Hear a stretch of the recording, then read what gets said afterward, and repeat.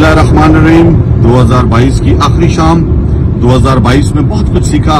एक चलती हुई हुकूमत को पाकिस्तान तहरीक इंसाफ की गैर मुल्की ईमा पर साजिश के तहत हटाया गया।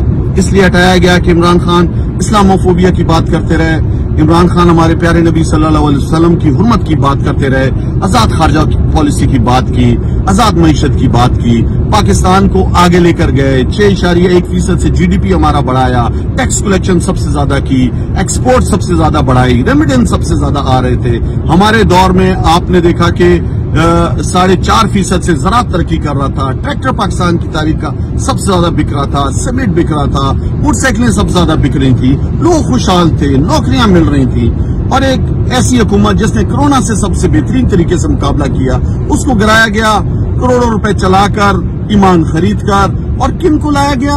उन लोगों को जिन्होंने 30 साल पाकिस्तान को लूटा, पीडीएम की 13 जमातों का वो टोला, जिन्होंने अपनी जात के लिए आते साथ असेंबली में NRO 2 लिया, बिल पास किए, 1100 अरब रुपए की चोरियां माफ कराई और अवाम को क्या दिया? अवाम को महंगाई दी। आटा आज 12,000 रुपए का 100 किलो हो चुका है, बिजली 3 गुना महंगी हो चुकी है, गैस 3 गुना महंगी हो चुकी है, पेट्रोल, डीजल, दुनिया की हर चीज इन्होंने महंगी कर दी। कारोबार रुक चुका है, डॉलर के मुकाबले में रुपए की कीमत गिरती जा रही है। आज पाकिस्तान डिफॉल्ट होने जा रहा है। तो हमारी पूरी कोशिश होगी कि 2023 में इंशाअल्लाह इस हकीकी आजादी की तहरीक को और तेज करना है। पाकिस्तान की अवाम के को ये हक दिलाना है हमने इंतखाबात के तहत कि वो फैसला करे कि आने वाली हुकूमत किसकी होगी, और इन चोरों को इबरत का निशान बनाना है।